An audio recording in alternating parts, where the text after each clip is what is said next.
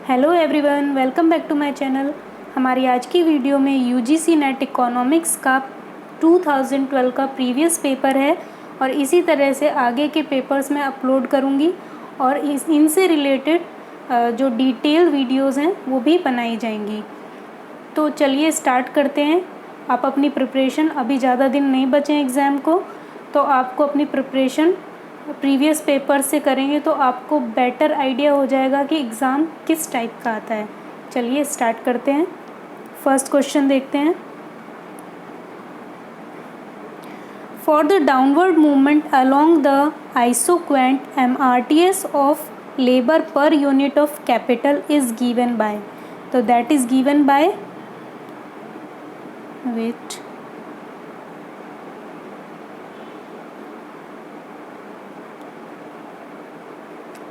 -dk per dl। Next question, charging a different price in different market is called. अलग अलग market में अलग अलग तरह के जो चार्जेस होते हैं, किसी भी वस्तु के जो प्राइस होते हैं वो अलग अलग होते हैं, तो इसको क्या कहा जाता है? प्राइस डिस्क्रिमिनेशन, प्राइस का भेदभाव। Next question, which of the following is the most significant in stabilization policy. इनमें से कौन सा स्टेबलाइजेशन पॉलिसी के लिए बहुत ही सिग्निफिकेंट है, बहुत ही इम्पोर्टेंट है? वो है ऑटोनोमस इन्वेस्टमेंट। ऑटोनोमस इन्वेस्टमेंट होता है जिसमें किसी आउटसाइडर का कंट्रोल नहीं होता है, इसमें सेल्फ कंट्रोल होता है। Next question, the concept of vicious circle of poverty is associated with. जो विशियस सर्कल होता है गरीबी का, जो दुष्चक्र होता है, वो किससे एसोसिएटेड है? इस कंसेप्ट को हमें किसने दिया है? तो ये that is given by Gunnar Myrdal. Next question, Solow built his model as an alternative to. Solow ने अपना जो मॉडल बनाया था वो किसका अल्टरनेटिव था? Harold Domar model of growth. जो हैरोल्ड डोमर का मॉडल था ग्रोथ के लिए, ये उसका अल्टरनेटिव बनाया था किसने? सोलो ने। Next question, if interest payments are subtracted from gross fiscal deficit the remainder will be. अगर इंटरेस्ट पेमेंट को ग्रॉस फिस्कल डेफिसिट में से डिडक्ट कर दिया जाता है तो जो रिमाइंडर बचता है वो क्या कहलाता है? तो that is called gross primary deficit, option B. जब ग्रॉस फिस्कल डेफिसिट में से आप इंटरेस्ट पेमेंट्स को डिडक्ट कर देते हैं तो जो आपका जो रिमाइंडर बचता है उसको कहते हैं gross primary deficit. Next question, which of the following measures of central tendency will be the most appropriate to use if the data relate to rates, proportions and ratios। आप इनमें से कौन सी सेंट्रल टेंडेंसी यूज़ करेंगे नापने के लिए अगर data rates, proportion और रेशियो से रिलेटेड है? तो आप क्या यूज़ करेंगे? Geometric mean, option D. Next question, opportunity cost version of comparative cost advantage doctrine was introduced by। opportunity cost version जो था किसका? comparative cost advantage का जो सिद्धांत था वो किसके द्वारा इंट्रोड्यूस किया गया था? तो वो किसके द्वारा किया गया था? Haberler, option C. Opportunity cost version of comparative cost advantage doctrine। Next question, the most popular definition of sustainable development is given by। sustainable development की जो पॉपुलर डेफिनेशन थी, जो मोस्ट इम्पॉर्टेंट डेफिनेशन थी, वो किसके द्वारा दी गई? ब्रंटलैंड द्वारा, option C. During the planning period highest growth rate was achieved during. Planning period में के दौरान जो हाईएस्ट ग्रोथ रेट अचीव किया गया था वो कब किया गया था? 10th plan, option B. अगला क्वेश्चन देखिए। Okay, labour theory of value was propounded by. जो लेबर थ्योरी वैल्यू थी, वैल्यू की जो लेबर थ्योरी ऑफ वैल्यू जो थी वो किसके द्वारा प्रोपाउंड की गई थी? तो इसमें हमें ऑप्शन चूज़ करने हैं।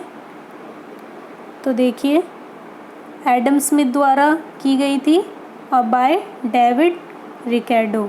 तो हमारा ए एंड बी इन दोनों द्वारा की गई थी। तो ऑप्शन ए एंड बी आपका ए ऑप्शन आंसर हो जाएगा। The features of the classical system are. The classical system के जो फीचर्स हैं वो कौन कौन से हैं? तो वो हैं,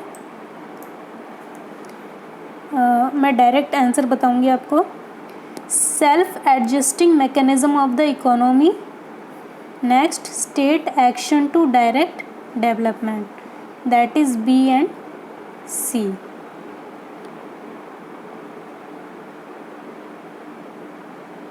वेट,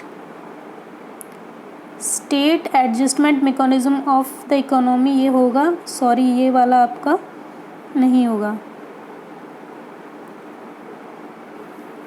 आपका होगा D, optimisation through market in the absence of central control. Self adjusting mechanism of the economy और दूसरा optimisation through market in the absence of state control. तो B and D, option C, B and D. तो क्या था इसमें? इसमें था जो क्लासिकल सिस्टम के जो फीचर्स हैं वो कौन कौन से हैं? तो वो है self adjusting mechanism of the economy, economy का जो मैकेनिज्म होता है उसको सेल्फ खुद से एडजस्ट करना, और optimization through market in the absence of state control, state control के एब्सेंस में मार्केट को ऑप्टिमाइज करना। Okay, next question. concepts of displacement and concentration effect in public expenditures are attributed to। जो displacement और concentration effect का जो concept था public expenditures पर, पब्लिक एक्सपेंडिचर पर, तो वो इसका श्रेय, इस कंसेप्ट का श्रेय किसको दिया जाता है?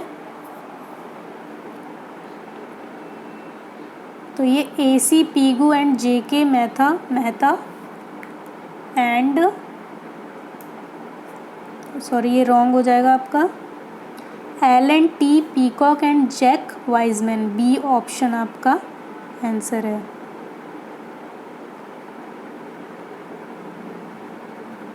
तो इसमें आपका बी में ही है, तो बी आपका आंसर है। नेक्स्ट क्वेश्चन देखिए। Human development index is constructed with reference to. Human development index जो कंस्ट्रक्ट किया जाता है वो किसके रेफरेंस में किया जाता है? उसमें क्या क्या चीज़ें इंक्लूड की जाती हैं? तो इसमें हो जाएगा आपका ऑप्शन, लाइफ एक्सपेक्टेंसी लिया जाता है, GDP per capita, infant mortality rate, literacy rate. तो ऑप्शन सी आपका आंसर हो जाएगा। Next question. The unbalanced growth model was propounded first by. जो अनबैलेंस्ड ग्रोथ मॉडल था वो सबसे पहले किसके द्वारा दिया गया था, किसके द्वारा बनाया गया था? तो ये बनाया गया था H.S. Singer and Paul Prebisch, yes, and Albert O Hirschman. तो ए एंड बी आपका आंसर हो जाएगा इसमें, ऑप्शन ए। अगला क्वेश्चन देखिए।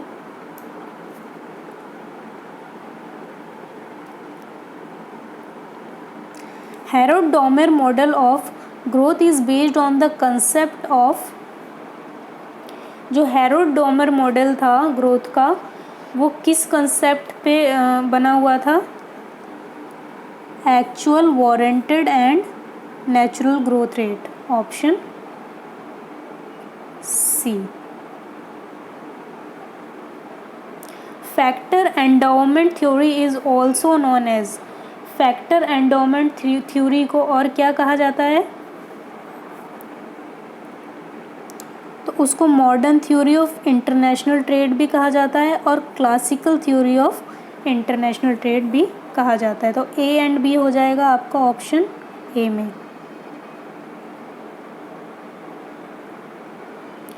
Most important theory of increasing public expenditure is associated with, public expenditure जो के बढ़ने से रिलेटेड जो थ्योरी है वो किसके द्वारा दी गई है? वो दी गई है हमारी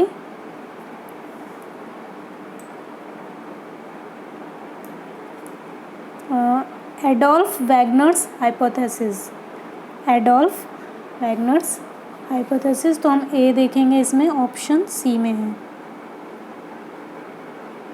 under the Bretton Wood system the long term development assistant was to be provided by, Bretton Wood system के अंदर जो लॉन्ग टर्म डेवलपमेंट असिस्टेंट है वो किसको दिया जाता है, किसके द्वारा दिया जाता है? IBRD and IDA, A and B. तो ऑप्शन हो जाएगा हमारा A. The Planning Commission of India has recently announce the poverty line as, तो जो प्लानिंग कमीशन है इंडिया की उसने पॉवर्टी लाइन को अभी रिसेंटली अनाउंस किया है। तो देखिए ये 2012 का क्वेश्चन है तो ये उससे रिलेटेड है, तो अभी इसे आपका इसका कोई मतलब नहीं है, फिर भी मैं बता देती हूँ। तो ये हो जाएगा आपका ₹42 per day per person for urban area and ₹26 per person per day for rural area. A and B, option A. देखिए ये आपके असर्शन एंड रीज़न के क्वेश्चन हैं, तो आपको इसमें ऑप्शंस में बताना है कि दोनों सही है या दोनों गलत हैं, या जो पहला सही है उसकी एक्सप्लेनेशन जो दूसरा है वो सही है, या फिर एक सही है और दूसरा उसकी एक्सप्लेनेशन नहीं है। तो आपको ऑप्शंस में मिल जाएगा ये। There is a natural tendency to collude under oligopoly, oligopoly के अंदर कोल्यूड होना एक नेचुरल टेंडेंसी है, टकराना एक नेचुरल टेंडेंसी है। तो देखिए reason, because interdependence of firms in oligopolistic market, oligopolistic market में जो फर्म्स होते हैं, जो बिजनेसेस होते हैं, वो एक दूसरे के ऊपर निर्भर होते हैं। तो ये हमारा रीज़न, हमारा जो असर्शन था और जो इसका रीज़न है ये दोनों ही सही हैं। तो इसमें हो जाएगा आपका both A and R correct and R is the correct explanation of A, option B. अगला क्वेश्चन देखिए। In short run, the marginal cost of output is the cost of additional labor and materials used in production। देखिए short run में जो marginal cost होती है किसी भी product की, किसी भी प्रोडक्शन की, तो वो कौन सी कॉस्ट होती है? वो एडिशनल लेबर और मटेरियल जो यूज़ किया जाता है प्रोडक्शन में, ये उसकी कॉस्ट होती है marginal cost. Because material and labours used in production alone very in short run, क्योंकि मटेरियल और जो लेबर यूज़ किया जाता है प्रोडक्शन में, अकेले प्रोडक्शन में, वो थोड़े समय के लिए डिफरेंट होते हैं मटेरियल्स एंड लेबर्स। तो देखिए हमारा असर्शन और रीज़न दोनों ही सही हैं और जो रीज़न है वो असर्शन का करेक्ट एक्सप्लेनेशन है। तो हमारा ऑप्शन सी हो जाएगा, both A and R correct and R is the correct explanation of A. अगला क्वेश्चन, सॉरी वीडियो थोड़ी बड़ी हो रही है, क्वेश्चंस बड़े हैं।